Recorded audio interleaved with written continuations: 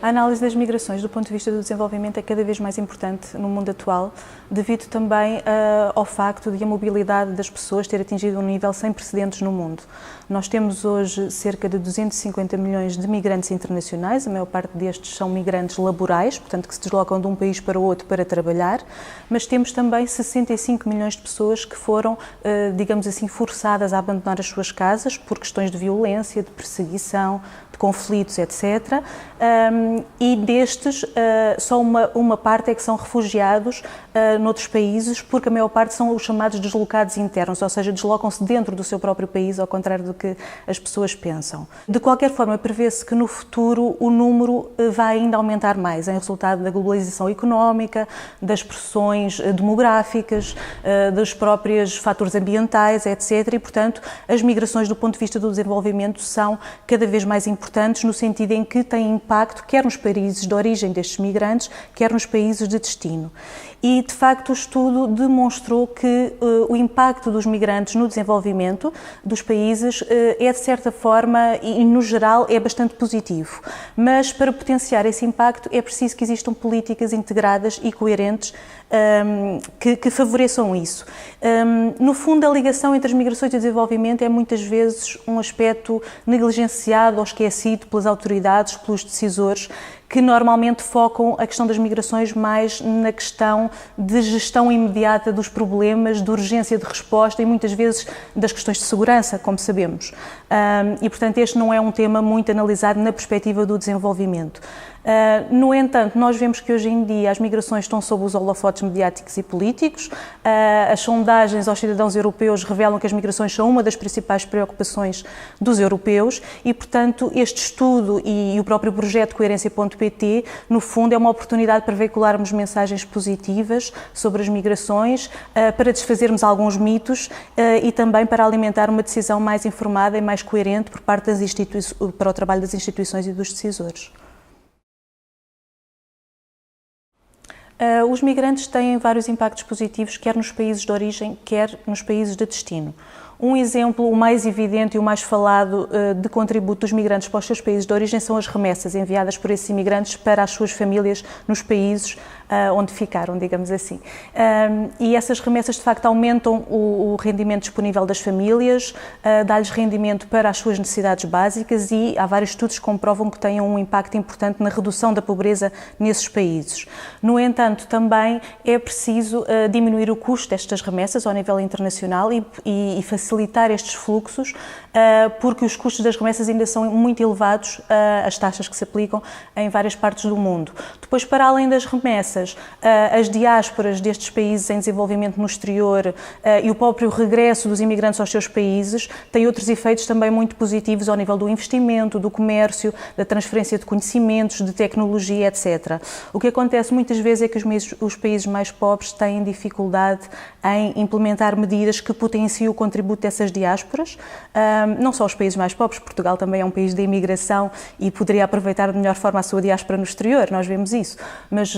falando dos países em desenvolvimento, portanto, os países têm dificuldade em implementar medidas que potenciem esse contributo e aí nós podemos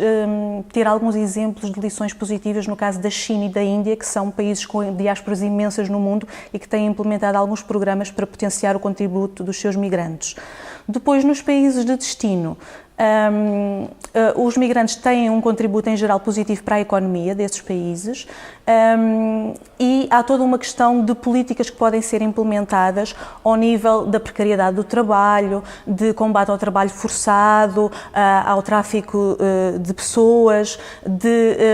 garantir os direitos sociais dos migrantes, os direitos humanos, etc., que podem potenciar nos países de destino esse contributo para que eles sejam membros ativos das suas comunidades e, de facto, possam aproveitar todas as suas mais-valias nos países de destino. Vários dos mitos existentes sobre as migrações e sobre o contributo dos migrantes para o desenvolvimento são mitos que são facilmente desmontados pelos factos. No entanto, eles parecem reproduzir-se e perpetuar-se na cabeça das pessoas como verdades absolutas e muitas vezes são também aproveitados por discursos populistas e xenófobos que aproveitam o medo do outro, digamos assim, para capitalizarem apoios. Por exemplo, não é invulgar ouvirmos que os migrantes são um fardo económico para os países de destino, pela pressão que exercem sobre os serviços sociais, pelos sistemas de proteção social, etc. No entanto, todos os dados que temos apontam-nos exatamente para o contrário, que no geral os migrantes contribuem mais em termos de impostos, contribuições sociais, etc., para os países desenvolvidos onde se encontram, do que recebem em termos de prestações sociais, por exemplo. Outro mito tem a ver com o facto de muitas pessoas acharem que os migrantes tiram emprego aos nacionais, aos cidadãos nacionais. No entanto, existem já, em Portugal não existem estudos, mas existem estudos nos Estados Unidos, na Suécia, na Suíça, no Reino Unido, por exemplo, que dizem que, na verdade, os migrantes não têm impacto nem nos salários, nem na disponibilidade de emprego.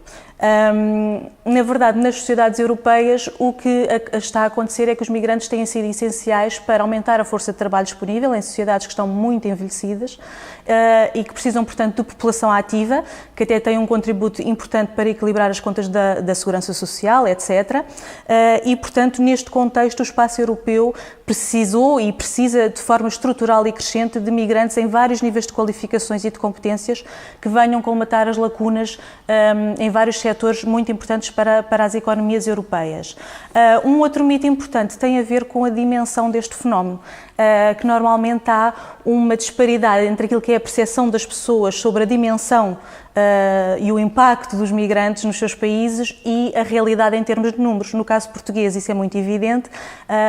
Há algumas sondagens que apontam para o facto dos cidadãos acharem que há muita imigração em Portugal, quando Portugal é exatamente um país de emigração e em termos de imigração os dados que temos são relativos aos cidadãos estrangeiros residentes, aí são menos de 6% da população, o que é uma média muito inferior a outros países europeus.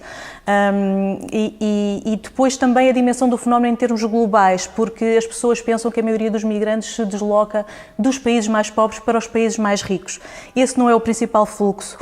porque normalmente os migrantes têm tendência a deslocarem-se para países vizinhos, para países com os quais têm mais afinidades culturais e linguísticas e, portanto, os migrantes dos países mais pobres vivem também noutros países em desenvolvimento, a maior parte. Para falarmos das incoerências e das abordagens da União Europeia e de Portugal, no fundo, também nesta questão das migrações e do desenvolvimento, é preciso desde logo distinguir entre migrantes e refugiados, porque o enquadramento internacional também é diferente. Os refugiados beneficiam de um esquema de proteção internacional que os Estados de todo o mundo devem cumprir, supostamente, enquanto que os migrantes, no caso da União Europeia, a questão da política de migrações é uma política de decisão intergovernamental, portanto, entre os Estados. E nos últimos anos nós verificamos uma confusão evidente entre estes dois conceitos, até porque os fluxos que chegam à Europa são fluxos mistos, que englobam migrantes e refugiados, e portanto há uma dificuldade de distinção destes dois conceitos. No entanto, quer num caso, quer no outro, tanto no caso dos migrantes como dos refugiados, os direitos humanos deveriam estar na base das respostas existentes e não é isso que se verifica. Nós vemos que esta questão, principalmente nos últimos 3, 4 anos, tem sido fraturante no seio da União Europeia, tem trazido a lume as divisões entre as instituições europeias e os Estados-membros e entre os próprios Estados-membros, quer na recolocação dos refugiados, quer na gestão das migrações e no apoio a países europeus que têm, digamos assim, uma pressão migratória maior, como é o caso da Itália e da Grécia. E, portanto, esta questão tem trazido a lume essas divisões e incoerências. E as políticas europeias, particularmente nestes últimos anos de grande ou de maior pressão migratória,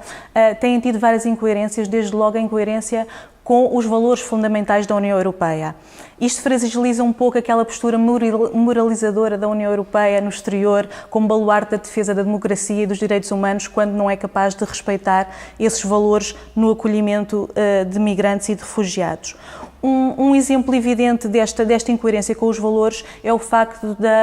das políticas europeias insistirem muito na necessidade de repatriamento e de retorno destes migrantes, sem terem em consideração as condições que estes migrantes vão enfrentar nos seus países de origem ou de trânsito. Por exemplo, o acordo que a União Europeia celebrou com a Turquia para repatriamento de refugiados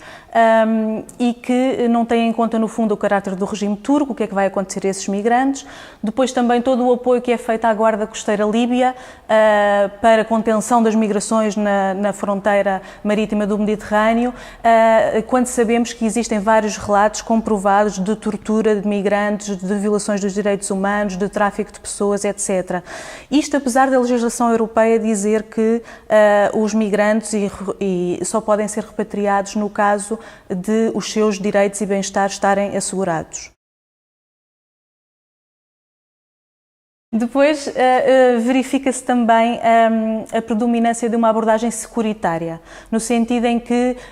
o objetivo é limitar as vias legais de entrada, é até, em alguns Estados europeus, criminalizar o migrante, o que depois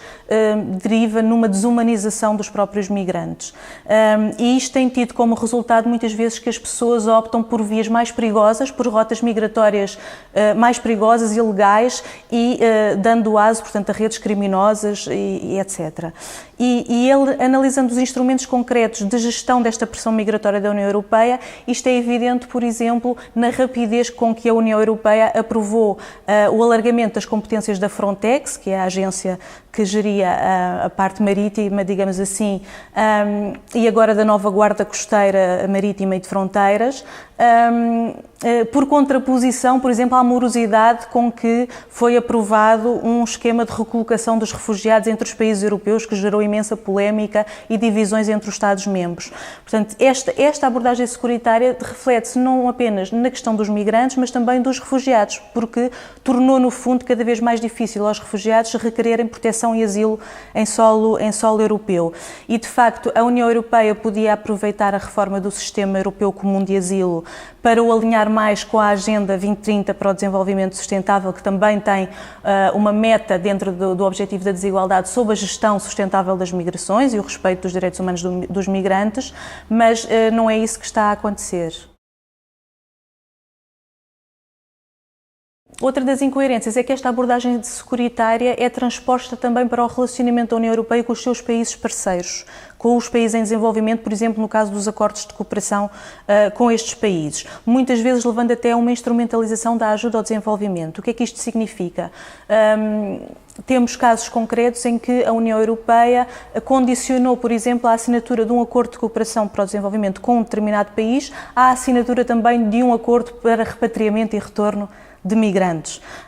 Temos casos em que os acordos de cooperação da União Europeia dizem respeito cada vez menos a questões do desenvolvimento, mas a apoiar esse país na gestão das migrações numa perspectiva de controle de fronteiras. Esta questão dos países terceiros e da política de cooperação, no fundo, coloca em causa o próprio objetivo da política de desenvolvimento da União Europeia, que é a redução da pobreza e a promoção do desenvolvimento e não questões de gestão de migrações ou questões securitárias, como aliás os vários relatórios do Parlamento Europeu têm alertado nos últimos anos para esta matéria. No caso de Portugal, o país precisa de criar condições que o tornem atrativa à imigração e também melhores condições de integração dos migrantes que vivem no nosso país. Nós vemos que Portugal é normalmente apontado como um exemplo, quer na questão dos refugiados, portanto Portugal é um dos países que tem maior taxa de implementação naquele esquema de recolocação que eu referi de refugiados na União Europeia, e é também apontado como um exemplo de integração dos migrantes, e isto deve-se em grande parte a um enquadramento normativo e institucional que tenta não tanto gerir os fluxos, mas apostar na integração desses migrantes. O que acontece é que todo este enquadramento institucional é composto por uma grande diversidade de atores e de intervenientes e, portanto, a articulação e coordenação entre estes atores que intervêm nesta área poderia, de facto, melhorar. Em termos dos direitos dos migrantes, também há questões a melhorar, por exemplo, na participação política dos migrantes, no acesso à nacionalidade, na não discriminação em questões em função da cor, da etnia, da religião, etc., que são questões que estão formalmente consagradas na lei, mas que depois na prática há ainda bastantes lacunas. No plano externo, Portugal, de facto, no seu relatório voluntário de implementação dos Objetivos de Desenvolvimento Sustentável, assumiu o ODS 10 sobre as desigualdades, que tem uma meta sobre migrações como um dos seus objetivos prioritários de atuação, mas depois o que se verifica nos programas e nos projetos concretos de cooperação é que as migrações são um tema ainda pouco presente e que poderia ser de certa forma transversal e mais integrado nos programas de cooperação. Por fim, obviamente que nós, cidadãos, também temos um papel a desempenhar, quer para nos informarmos mais sobre esta questão, informarmos quem nos rodeia, conhecermos os nossos vizinhos e quem habita este país, desconstruirmos mitos sobre as migrações, porque muitas vezes esses mitos baseiam-se no medo do desconhecido, conhecermos as associações de migrantes nas nossas comunidades, participarmos nas suas atividades e também pressionarmos os decisores políticos para que respeitem os direitos dos migrantes, que no fundo são direitos humanos.